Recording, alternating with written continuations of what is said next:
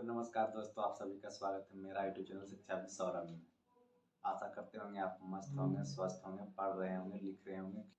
जैसा कि आप थंबनेल देख के समझ गए होंगे किस टॉपिक पे बात करेंगे, किस सब्जेक्ट पे बात करेंगे, किस विषय पे बात करेंगे।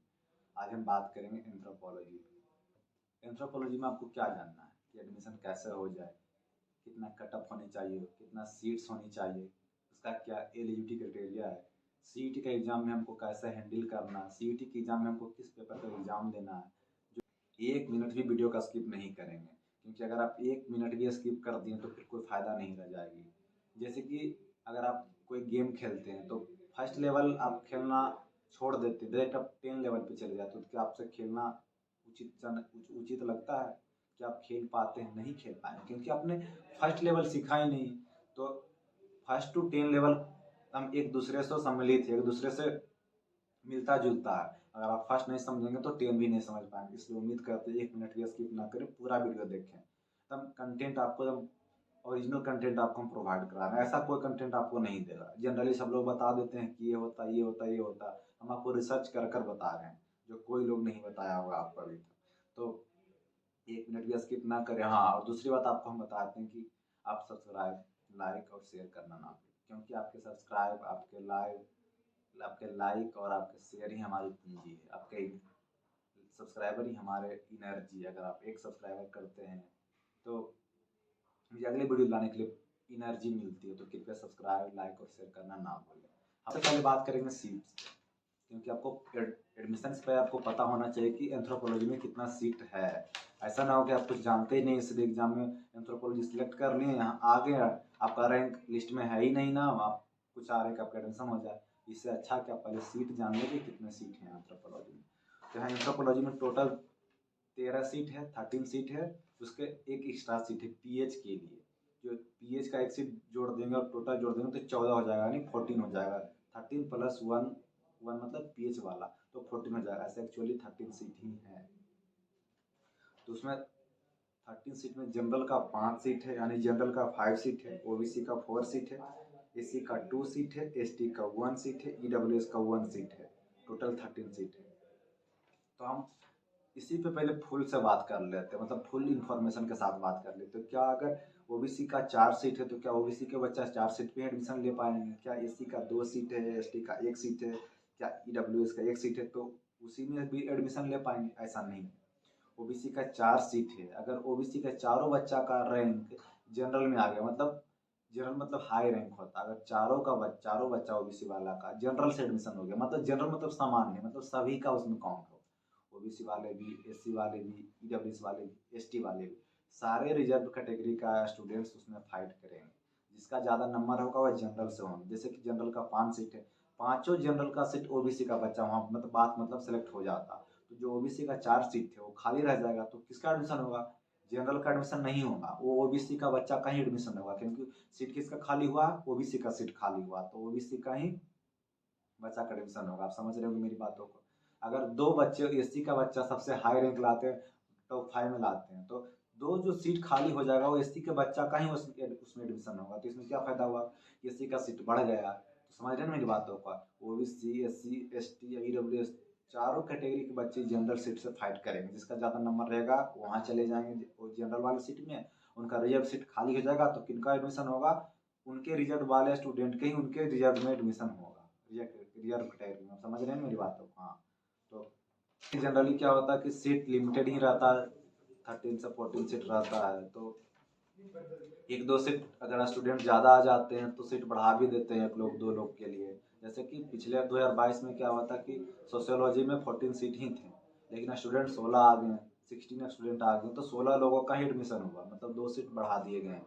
तो ऐसे भी हो सकता है, अगर आप 13 लोग आते हैं तो 13 ही सीट रहेंगे, अगर 15 लोग आते हैं तो 2 सीट बढ़ा भी सकते हैं, 1-2 सीट बढ़ सकते हैं। ऐसा संभावना है, कन्फर्मेशन आपको नहीं देते हैं, संभावना हो सकता है। क्योंकि 2022 में ऐसा हुआ था कि सोशियोलॉजी में 14 सीट था, लेकिन एडमिशन 16 लोग का हुआ था।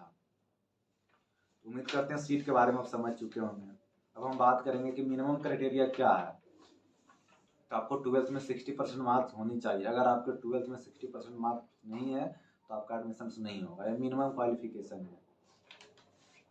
अब आगे बात करते हैं कि आपको एससीयू में एडमिशन लेने के लिए आपको किस किस पेपर में एडमिशन देना होगा, मतलब किस किस पेपर में आपको एग्ज़ाम देना होगा। तो सबसे पहले आपको बता दें कि 2 पेपर में आपको एग्ज़ाम देना होगा। सब यूनिवर्सिटी का अपना-अपना पेपर होता है। तो यहाँ आपको जनरल टेस्ट देना होगा और इंग्लिश देना होगा।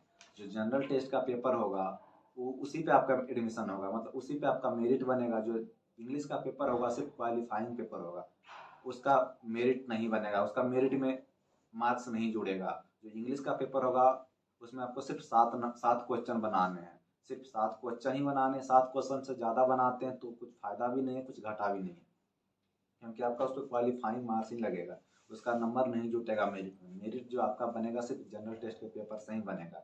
तो जनरल टेस्ट के पेपर में आप जितना ज़्यादा ला सकते हो उतना ज़्यादा लाइए, आपके लिए फ़ायदा ही होगा। कितने कटअप की बात करें तो अगर आपके 35 क्वेश्चन से ज़्यादा आपके सही हैं तभी आपका एडमिशन हो सकता है। अगर 35 से कम है तो भूल जाएगा आपका एडमिशन होगा।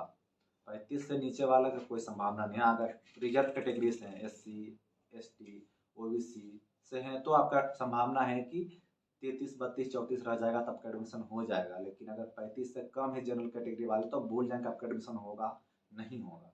अब हम बात करेंगे कि डॉक्यूमेंट क्या लगेगा। तो डॉक्यूमेंट के बारे में हम सबसे पहले आपको बताना चाहेंगे, हम सभी वीडियो में बताते हैं कि जनरली डॉक्यूमेंट के लेकर सारे स्टूडेंट्स भ्रमित हो जाते हैं कि भाई हमको क्या करना, मेरे पास ये डॉक्यूमेंट नहीं, मेरे पास ओबीसी नहीं है, मेरे पास मार्कशीट नहीं है, मेरे पास टीसी नहीं है, ट्रांसफर सर्टिफिकेट नहीं है, तो क्या करें हम। तो एक बात आपको बता देना चाहता हूँ, एसयू का सबसे बढ़िया बात यही है कि वो डॉक्यूमेंट नहीं भी रहेगा तो आपको उचित टाइम देता आपको डॉक्यूमेंट सबमिट करने के लिए। कम से कम दिसंबर 3 या 4 महीना 6 महीना तक आपको टाइम देता है। जैसे आप जुलाई में एडमिशन लेंगे तो कम से कम दिसंबर तक आपका डॉक्यूमेंट सबमिट करने का टाइम देगा। तो डॉक्यूमेंट के लिए भूल जाएं, कोई टेंशन ना लें, है तो भी ठीक, नहीं है तो भी ठीक। और एक बात बता दें, अभी आपके पास बहुत ज़्यादा टाइम है। कम से कम अभी फॉर्म भी भरना है आपको, एग्जाम देना, फिर आपके एडमिशन होंगे, मतलब लंबा टाइम है। तो आप कोशिश करें कि आप पूरा डॉक्यूमेंट क्लियर कर लें, एक डॉक्यूमेंट भी ना छोड़ें। और आपको कौन कौन सा डॉक्यूमेंट चाहिए वो मुझे कमेंट करेंगे कि सर इस पे वीडियो बना दीजिए, भैया इस पे वीडियो बना दीजिए, तो हम उस पर वीडियो बनाएंगे।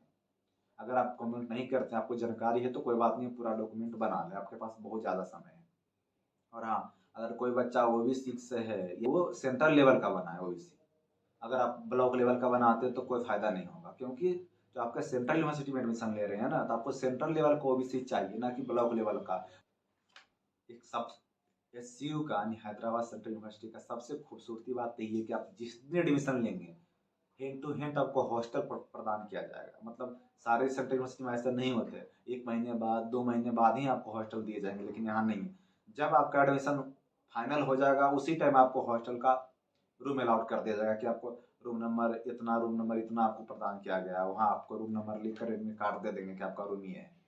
तो सबसे खूबसूरती चीज़ यही है कि जो दूर से बच्चे आते हैं, जैसे बिहार से, यूपी से, नॉर्थ इंडिया से, किसी भी इलाके से बच्चे आते हैं, खासकर गरीब बच्चे, पिछड़े बच्चे, जिनके पास पैसे नहीं हो, उनको बाहर रहना पड़ता।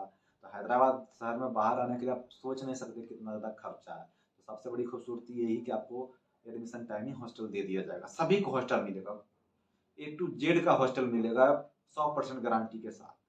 कोई बच्चा ऐसा नहीं होगा कि जिसको हॉस्टल नहीं मिलेगा, सभी को हॉस्टल मिलेगा। ये बहुत खूबसूरती की बात है। कुछ भी जानकारी छूट गया है तो कृपया कमेंट करके ज़रूर बताएं कि भैया ये चीज़ छूट गया है, ये मुझे समझ में नहीं आया, या मुझे मेरे मन में ये प्रॉब्लम है, मेरे मन में डाउट है, तो कृपया कमेंट में ज़रूर बताएं। और मुझे पर्सनल मैसेज करने के लिए आप मेरा चैनल डिस्क्रिप्शन बॉक्स में तो समझते हैं आप, जो मेरा चैनल देखते हैं उसमें गूगल वाला जो लोगो होता है वहाँ पे क्लिक कीजिएगा तो ऊपर चला जाएगा कहाँ, चैनल डिस्क्रिप्शन बॉक्स में। वहाँ पे आप लिंक में क्लिक कीजिएगा, मतलब डिस्क्रिप्शन में क्लिक कीजिएगा, उसमें सारा कुछ बायोडाटा दिया गया है कि हम किस लिए चैनल चलाते हैं, मेरा पर्सनल इन्फॉर्मेशन क्या है। वहीं पे आपको दिया जाएगा मेरा पर्सनल फेसबुक आईडी दिया हुआ है, पर्सनल इंस्टा आईडी दिया गया है, पर्सनल टेलीग्राम दिया गया है। तो वहाँ पर मुझे पर्सनली मैसेज कर सकते हैं, कोई भी प्रॉब्लम होगी तो कोई दिक्कत नहीं है। जब तो उम्मीद करते हैं हम आपको सारा कुछ समझा दिए। कुछ त्रुटि आप में बची है, कुछ हमें बची है तो आप मुझे ज़रूर बताएं। तब तक के लिए धन्यवाद। फिर मिलेंगे अगले वीडियो में कुछ नए टॉपिक के साथ।